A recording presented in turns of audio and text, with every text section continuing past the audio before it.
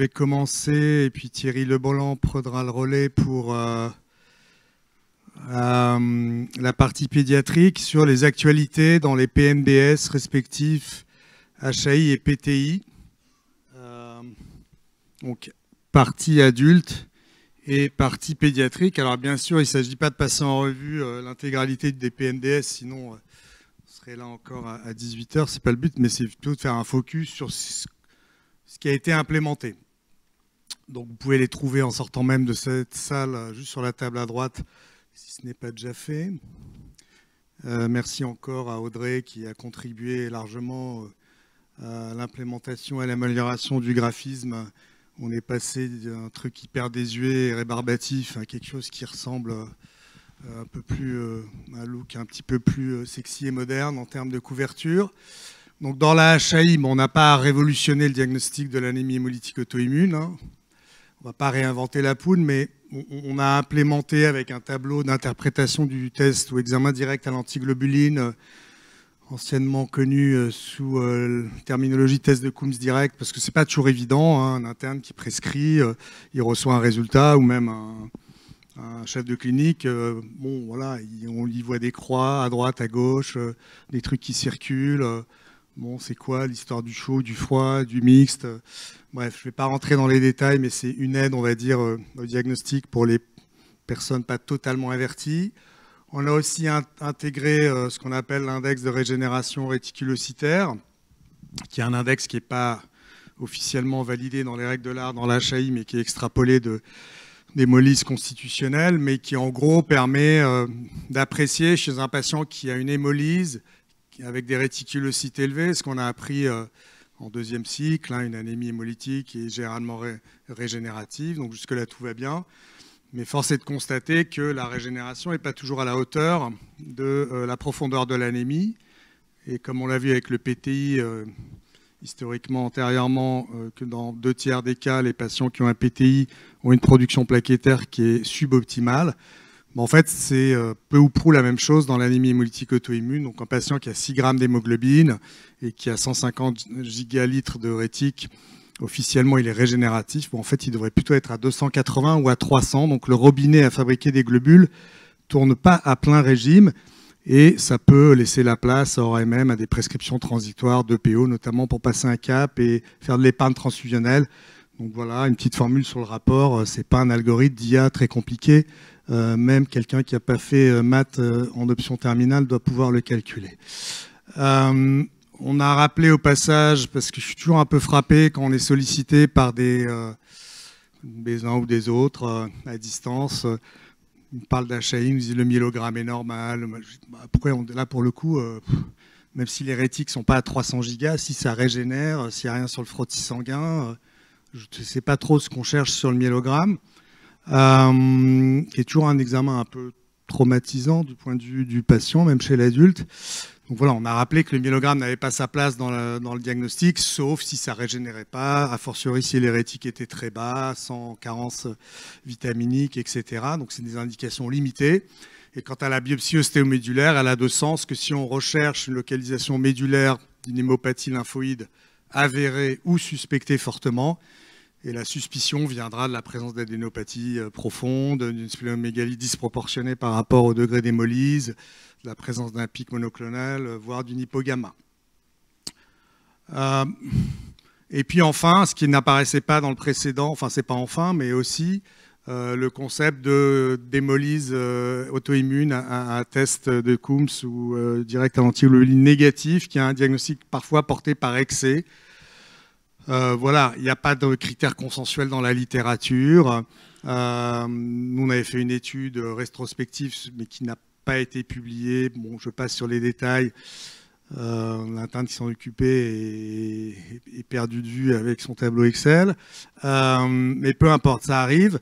Mais toujours est-il que, voilà, on a proposé des critères pour dire que c'est hautement probable, c'est-à-dire qu'il faut avoir, à minima avoir éliminé un clone, enfin recherché et exclu une HPN, minima avoir dosé des enzymes érythrocytaires classiques et au moins avoir un test qui atteste, si je puis dire, l'intégrité de la membrane érythrocytaire, idéalement une ectacytométrie à distance d'une transfusion, ou au moins un test EMA qui est une cytométrie en flux, et puis une électrophorèse de l'hémoglobine normale. Si toutes ces conditions sont réunies, on peut commencer à envisager le diagnostic qui reste un diagnostic d'élimination et discuter l'intérêt d'une corticothérapie d'épreuve qui, si elle s'avère efficace, est un argument supplémentaire. Si le patient a un lupus, un lymphome, une LLC, enfin bref, et qu'il n'a pas forcément tous ces critères, on peut éventuellement envisager ce diagnostic un petit peu en amont. Et puis, à contrario, si un patient a une valve cardiaque, un TAVI, enfin un dispositif intracardiaque, même si le cardiologue il vous dit que tout va bien, ça ne fuit pas. Je ne me remets pas en cause les cardiologues, ils font du super boulot au quotidien, mais souvent à la 5e ETO, en fait, ça fuit un peu sur les côtés. Et ce n'est pas pour autant qu'il y a un tapis de schizocyte.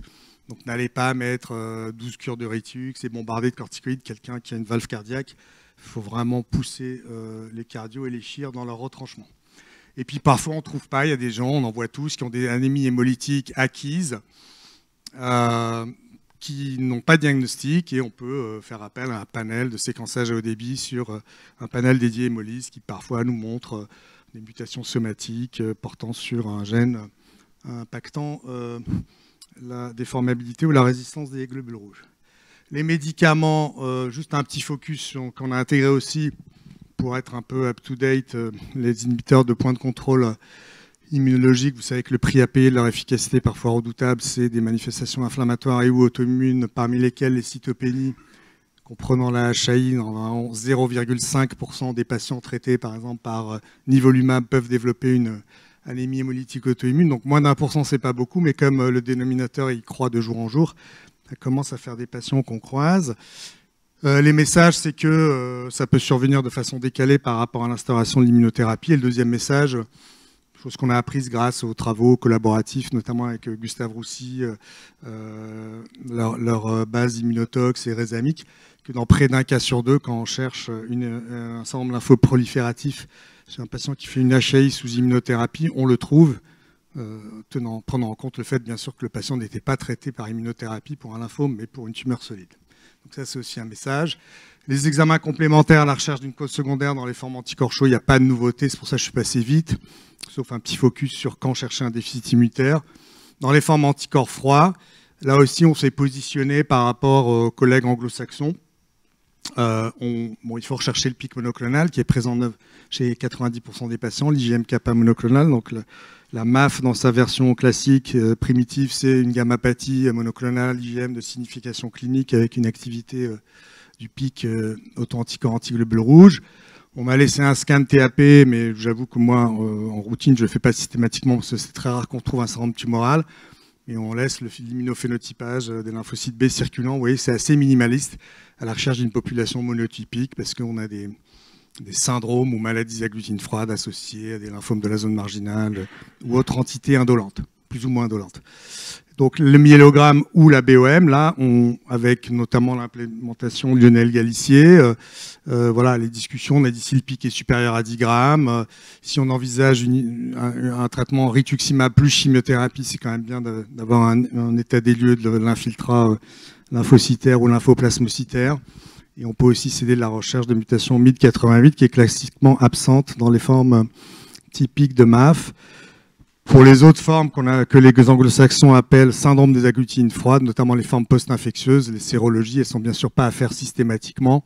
Elles sont à faire en fonction du contexte clinique récent, des prodromes et du contexte épidémiologique.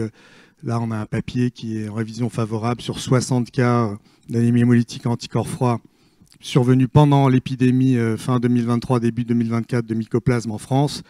Bah oui, les gens qui arrivaient, qui toussaient, qui avaient une image pulmonaire et qui avaient les doigts bleus, si vous ne faites pas la sérologie là, vous ne la ferez jamais. Mais faire une sérologie comme un mycoplasme en dehors de tout contexte, ce n'est pas ni très pertinent ni très rentable. La thérapeutique, on a insisté sur les mesures symptomatiques, notamment la prophylaxie optimisée de la thrombose. Je passe vite. Sur le fait qu'il ne fallait pas retarder le recours à la transfusion chez les patients soit comorbides, soit en cas de cinétique rapide de baisse de l'hémoglobine, y compris chez les patients jeunes. Quand ça commence à flirter avec les 6 grammes, on n'attend pas que les patients soient à 3 grammes. Et si les culots sont bien compatibilisés, qu'on ne fait pas n'importe quoi et qu'on dialogue avec l'EFS, il n'y a pas de danger d'aggraver la HAI. Au pire, le rendement sera nul. Mais dans 2 tiers des cas, il permet de passer un cap. Et puis, On a aussi, même si le PNDS n'est pas un document opposable sur le plan juridique, on a fait apparaître ce qu'on fait, c'est-à-dire qu'on a recours de temps en temps à des agents stimulant l'érythropoïèse quand la réticulocytose n'est pas adaptée chez un certain nombre de patients de façon transitoire. L'algorithme de traitement des formes anticorps choues, il n'a pas changé. C'est corticoïdes, Ritux en 2e ligne, un immunosuppresseur en 3e ligne, la splénectomie en 4e ligne, et quand rien n'y fait, l'inclusion dans des protocoles ou des thérapeutiques un petit peu expérimentales, ciblant le plasmocyte. Dans la forme, ce qui a été un peu implémenté dans la maladie agglutine froide, on a tenu compte de l'arrivée du sutimlimab, qui est donc un inhibiteur de la sous-unité S du complexe C1, du complément, donc de la voie classique, très en amont, qui a eu la MM en France, mais comme la SMR, ça a été abordé ce matin, était insuffisante, il n'est pas remboursé. Et donc, quand on le prescrit, pour l'instant, c'est à charge de l'hôpital ou à défaut du service, mais pas compris dans la liste hors GHS. D'où les limitations de facto de son utilisation, avec à peu près 7-8 patients qui ont été exposés en dehors des études pour l'instant en France, ce qui est très peu, et souvent dans des situations critiques.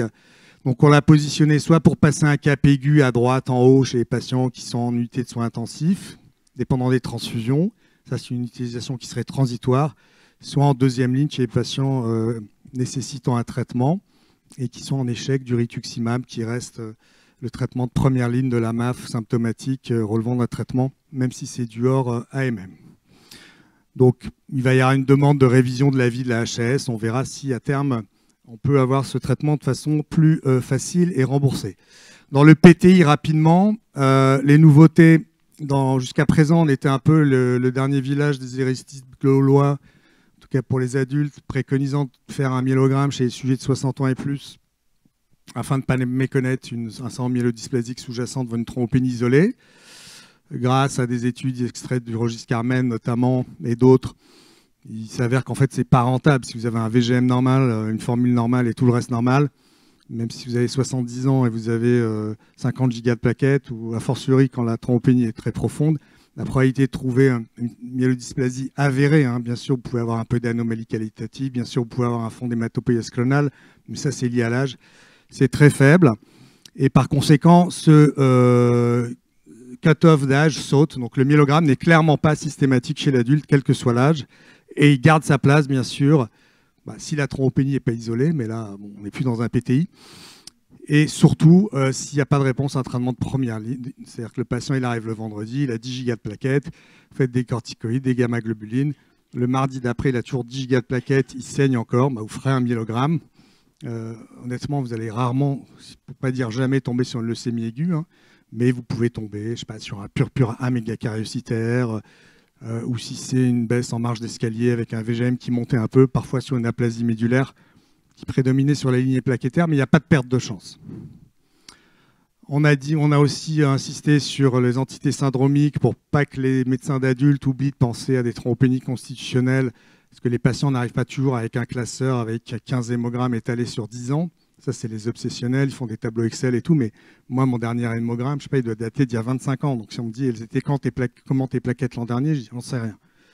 Ça se trouve, elles étaient basses. Donc, toujours y penser. Le cut-off pour traiter en première ligne le PTI, c'était 30, ça baisse à 20 gigas dans le PNDS. Donc, ça ne fera peut-être pas plaisir aux laboratoires qui investissent dans le PTI parce qu'on durcit un peu le seuil de traitement, mais peu importe. Il est avéré que les saignements graves mettant en jeu potentiellement le pronostic vital ne se voient quasi exclusivement que chez des patients qui ont moins de 20 gigas de plaquettes, ou alors c'est qu'ils ont 30-40 gigas de plaquettes plus un anticoagulant ou un autre facteur de saignement. Pour la première ligne, la DEXA, clairement chez les patients qui sont hospitalisés sur 4 jours, a supplanté désormais la prédnisone sur la base d'études randomisées qui ont été publiées dans la littérature. Et les immunoglobulines, dans un souci d'épargne, on va dire, économique et d'un produit qui est cher au sens propre et au figuré à double sens pour beaucoup de patients qui ont des déficits immunitaires, il ne faut pas le brader. Quand il y a une indication sur le syndrome hémorragique, on fait 1 gramme kilo et on ne fait pas 150 grammes chez le patient qui pèse 150 kilos, on s'arrête à 100 grammes. Et s'il y a un échec avéré à J3, on refait un 2e gramme kilo. Et Bertrand a évoqué cela, et on se fie, si ce n'est à son bon sens clinique, il suffit le plus souvent qu'on a un peu d'expérience, pour ceux qui en ont moins, un score hémorragique qui a été un peu modifié. La barrière d'âge de 65 ans a sauté, on a gardé 75 et on a implémenté avec les patients qui sont de plus en plus nombreux dû à l'espérance de vie qui augmente sous anticoagulants efficaces qui n'apparaissaient pas, pour dire que voilà, si vous avez des ecchymoses, un purpura pétéchial généralisé, ça fait 3 points. Vous avez 80 ans, ça fait 2 points. Et vous êtes sous Eliquis à dose efficace pour une fibrillation auriculaire. Même si voilà, vous n'êtes pas couvert de syndrome hémorragique, on va actionner quand même le traitement maximal parce qu'on estime que ce patient a un risque de brûler les étapes et de faire une hémorragie intracrânienne. Ça, je passe. Ça, Bertrand, on a parlé. Et le traitement de 3e ligne, là, c'est difficile de se positionner. Donc là, c'est un peu vraiment décision médicale partagée. On doit switcher les ARTPO quand le premier ne marche pas ou est mal toléré pour passer au deuxième. Et on a fait aussi on a intégré le concept de PTI multiréfractaire. C'est des patients qui échouent à au moins 3 lignes de traitement, passer la ligne initiale de corticoïdes IGIV. Et chez ces patients-là, quand il y a 3 modalités thérapeutiques avec des mécanismes d'action différents, prises isolément qui ne fonctionnent pas, il faut combiner 2 ou 3 médicaments, un immunosuppresseur, un ARTPO, plus ou moins le fostamatinib. Et généralement, en combinant les médicaments, on arrive à bout de la thrombopénie réfractaire. Donc voilà les mots-clés pour les nouveautés dans le PTI. Plus de myélogrammes systématiques, le seuil plaquettaire pour le traitement initial ou de rescue abaissé à 20. Modification du score hémorragique à la marge, la dexaméthasone plutôt que la prénisone. Les RTPO ont clairement pris leur place en 2e ligne et on combine les traitements pour les formes réfractaires. Et pour finir, un peu de pub. Ça, c'est les remerciements pour tous les gens qui ont participé, médecins adultes ou relecteurs pédiatriques, à la rédaction donc, ou à la rélecture. Et ça, c'est pour dire que l'année prochaine, on organise une réunion internationale sur le PTI qui aura lieu en principe dans ces mêmes lieux, avril 23-24. Donc voilà, save the date pour ceux que le PTI intéresse. Je vous remercie de votre attention.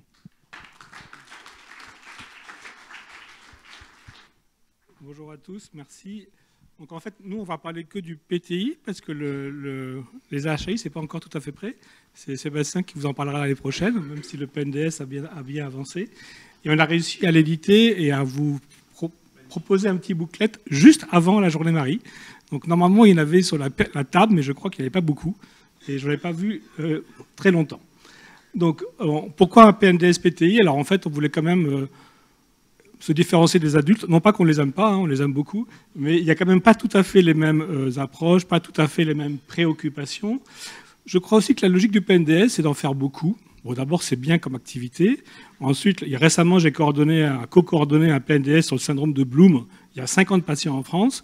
Et auquel cas, vous vous dites, pourquoi pas en faire un pour le PTI de l'enfant, bien évidemment. Et donc, on avait surtout comme objectif de modifier un peu et de préciser les indications de traitement de première ligne, parce que ça, vraiment, on est extrêmement sollicité par tous nos correspondants. On a parlé aussi, bien sûr, des secondes lignes, et puis on a fait une grosse partie, beaucoup plus étoffée que dans le précédent, sur tous les aspects non médicamenteux de la prise en charge, l'école, le sport, la transition, etc., etc. Alors, sur le bilan initial, il n'y a pas beaucoup de changements. Le Cerevan, c'était déjà assez clair dans ses indications. Les 2 choses qui ont été un peu le plus discutées, si je peux dire, c'est à qui on fait des anticorps antinucléaires. Donc, on a gardé une barre de 8 ans. Je vous ai remis ici la publication du groupe dans Blood récemment pour dire qu'en dessous de 8 ans, chez les enfants qui ont des PTI chroniques, on en trouve quand même une proportion assez importante. Mais par contre, on a extrêmement peu de données fiables sur l'incidence au stade de PTI aigu. Alors on peut imaginer que les chroniques, enfin ceux qui vont devenir chroniques à AN+, le sont peut-être déjà au diagnostic de PTI aigu, mais en même temps, décaler de 3 mois, là, le dosage n'est peut-être pas utile, n'est peut-être pas dramatique, et ça évite d'en faire à tout le monde. Et puis on a mis aussi un dosage pondéral en première intention, parce qu'on utilise encore beaucoup d'IGIV, vous allez voir, et qu'on était régulièrement embêté après pour interpréter les taux d'IG. On n'a pas mis en première ligne au Willebrand, ça a été fait aussi l'objet d'une discussion. On l'a mis dans les traitements les bilans de seconde intention, en cas de contexte particulier, etc., etc. Vous voyez que le milligramme, en fait, on en fait très très peu. Il faut vraiment qu'il y ait des arguments forts pour ça. Ça se discute parfois dans un deuxième temps, un PTI réfractaire qui n'a jamais répondu à rien. De temps en temps, on fait des moelles, mais globalement, on fait extrêmement peu de moelles aux enfants, même quand on les traite par corticoïdes. Et pareil pour les autres marqueurs auto-immunitaires, il faut qu'il y ait un contexte particulier. Au stade de PTI aigu, bien sûr, quand ils deviennent chroniques, on élargit les indications du bilan. Alors, le sujet qui a été le plus débattu dans ce PNDS, c'est est-ce qu'il faut traiter les enfants en première ligne? En fait, il y a une très grande différence entre l'Europe du Nord et l'Europe du Sud dans les pratiques. Et dans sa grande sagesse, vous remarquerez que Wikipédia n'inclut la France ni dans le Nord ni dans le Sud. Et effectivement, quand je discute avec certains collègues marseillais, je me dis qu'effectivement, il y a peut-être une coupure au milieu. Mais juste, vous voyez, là, c'est un avis que j'ai eu par un papa hollandais. C'est Pierre Fenot qui m'avait transmis l'appel. Il avait eu l'appel parce qu'il gère Euroblot.net. Enfant hollandais, diagnostic de PTI à l'âge de 9 ans. Toute l'énumération plaquettaire, il est en permanence en dessous de 10. Il a très peu de signes hémorragiques. Et le papa m'appelle au bout de 7 mois d'évolution. Depuis 7 mois, cet enfant n'a pas vu d'hématopédiatre, n'a eu aucun bilan autre que d'énumération et n'a jamais eu de traitement. Ce qui est quand même assez différent de notre pratique en France, on va dire. En revanche, il a plein de contraintes. Il n'a pas le droit de faire du sport, il n'a pas le droit de bouger, il n'a pas le droit de faire du vélo, etc., etc. Et ça, pour nous, ce n'est pas tout à fait adapté. Et il y a un consensus dans les pédiatres dans le monde entier, en fait, à indiquer de plus en plus des traitements sur des critères de qualité de vie. Mais bien sûr, ce n'est pas forcément au diagnostic initial. C'est plutôt pour des patients qui deviennent persistants ou chroniques. Là, je vous ai mis aussi une... C'est très dur, exactement. C'est pour ça qu'il m'a appelé, le père, je pense. Il était désespéré. Et donc, ce document, vous le trouverez dans le PNDS. C'est une extraction. Et c'est les recommandations récentes, à peu près dans le monde entier. Et vous verrez que dans aucune recommandation écrite, ils disent qu'on traite en fonction du chiffre de plaquettes à la numération. Aucune. Je ne vous dis pas qu'ils le font tous, mais il n'y a aucun pays, aucun groupe international, aucun consensus pour dire qu'on traite sur un chiffre de plaquettes. On ne traite que sur des signes hémorragiques. Alors, nous, on voulait un peu modifier les choses, se rapprocher un peu de l'international. Après, on est conscient qu'on est gaulois et que ce n'est pas facile de tout changer d'un seul coup. Donc, la première chose, on voulait un peu modifier le score hémorragique qu'on utilise. La deuxième chose, c'était tenir compte du stade du PTI, parce que finalement, on peut se dire qu'il y a des enfants qui vont avoir un seul traitement dans toute leur histoire de PTI, au diagnostic. Après, ils ne retournent plus jamais bas, ils guérissent en moins de 3 mois, et qu'il faut vraiment se disputer sur le traitement initial d'un PTI. C'est peut-être pas très logique, mais par contre, on voulait un peu alléger pour la suite du traitement, et puis on ne voulait pas être trop jusqu'au boutiste, parce que chaque fois qu'il y a eu des évaluations de recommandations extrêmement drastiques faites par des experts autour d'une table, chaque fois qu'il y a eu des études sur le terrain, on s'est rendu compte qu'elles n'étaient pas suivies. En pratique, moi, en mémoire une étude anglaise où ils avaient montré qu'il y avait 10% des enfants anglais qui avaient des plaquettes en transfusion au diagnostic de PTI. Bon, c'est une étude un peu ancienne, parce que je commence à être vieux, mais pour vous dire que quand même, il y a parfois un écart important. Donc la deuxième chose, c'était modifier un peu le score hémorragique. Donc on l'appelle maintenant Buchanan Addix, parce que celui qui a fait le travail, c'était une jeune collègue de M. Buchanan, qui était un vieux monsieur. Et donc les Américains ont voulu remettre la jeune collègue quand même dans le score, ce qui est plutôt bien. Et vous voyez, ça c'est le score global. Mais en fait, ce score, il induisait un surtraitement parce que on traitait dès qu'il y avait des signes muqueux, et les signes muqueux dans le score global n'étaient pas gradés. Alors qu'en revanche, si on regardait pour des sites spécifiques où il y a aussi un score, là c'était beaucoup plus précis. On vit un épistaxis, il était grade 3 simplement s'il durait plus de 15 minutes. Alors que dans la tête des pédiatres français, un saignement-de-nez de 2 minutes, c'était un score 3, donc un traitement. Donc on a modifié ce score, et en fait, quand je dis on, c'est les Américains qui l'ont fait. Ils ont fait cette étude, c'est le groupe ICON, qui est là, nos correspondants nord-américains, et ils ont scindé le score 3 en 3A et 3B. Et en mettant vraiment, pour les 3B, c'est les patients qui ont un saignement actif. C'est-à-dire que vous voyez le patient, il saignote de la bouche. Il a les gencives qui saignent, il a la bouche qui saigne. Ce n'est pas une pétéchie sur la muqueuse jugale à droite qui permettait parfois de stade 3 des patients. Et ils ont montré ça après dans une étude de validation, et ça a montré qu'ils pouvaient réduire le taux des enfants traités de 74 à simplement 40%. Donc c'est actuellement le score qui est utilisé aux États-Unis, et c'est le score qu'on a adopté nous. Alors on l'a traduit comme on a pu, avec des mots français.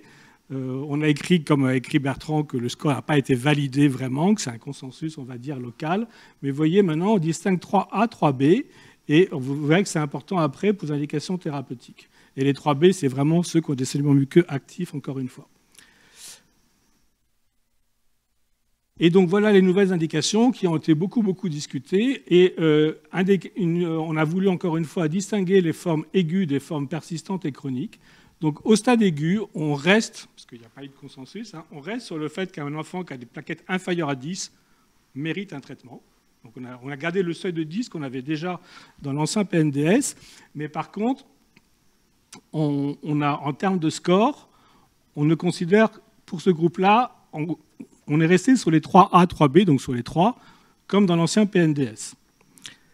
Ceci, quelle que soit la numération plaquettaire. En revanche, pour des stades plus avancés, donc les stades PTI et persistants, chroniques, on a distingué 3A, 3B, et donc on peut éventuellement s'abstenir de tout traitement chez un enfant, même s'il a des plaquettes inférieures à 10, et qu'il est entre 0, 1, 2 et 3A.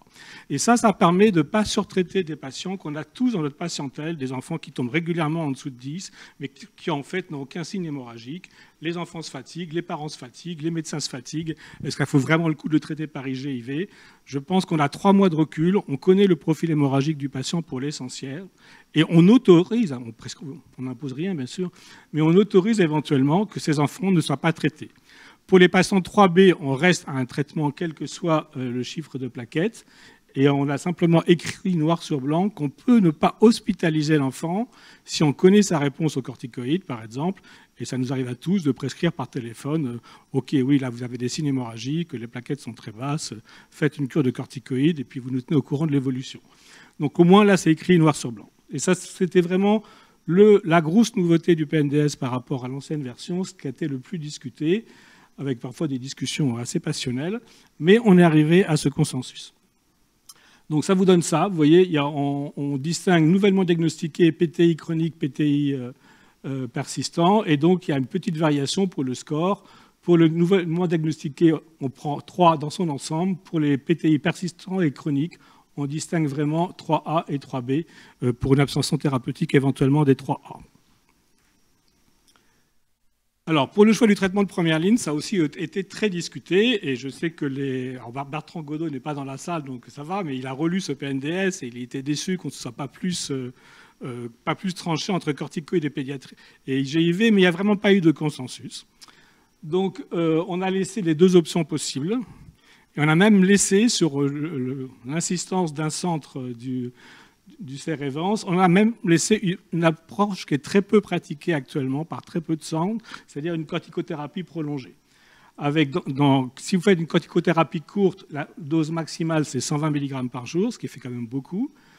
Si vous faites une corticothérapie prolongée, bien sûr c'est un peu plus bas sur le long cours. Et puis sinon, oui, prolongé c'est relatif à la pédiatrique, c'est pas très long quand même, mais c'est disons un peu classique. Et en fait c'est très centre dépendant. Il y a des centres qui ne font jamais ça. Moi, à Debré, je ne le fais jamais. Je crois qu'à Bordeaux, ils ne le font jamais non plus. Il y a un autre centre, bon, je ne sais pas s'il veut se manifester, qui continue à faire des corticothérapies dites prolongées. Alors, ça peut paraître un petit peu décevant, mais vous voyez, là, je vous ai mis une étude finlandaise très récente qui vient de sortir. Alors, nos amis nordistes, ils font toujours des études très propres parce qu'ils font des études vraiment nationales. Ils ont accès à toutes les données au niveau national. Ils peuvent faire des choses assez précises. Alors, encore une fois, les guidelines, vous voyez que c'est vraiment très soft comme guidelines. En gros, on s'abstient de traiter un enfant s'il n'y a pas une urgence médicale, peu ou prou. On peut le traduire comme ça. Et sinon, on traite quand il y a une urgence médicale ou bien quand l'évolution se prolonge. Et là, on revient sur ce que je disais, sur la qualité de vie. On considère que si ça dure plus de 3 mois, il y a un moment, il faut quand même s'occuper de l'enfant pour qu'il ait une vie normale. Alors, vous voyez que globalement, ils ont quand même une série de 500 patients.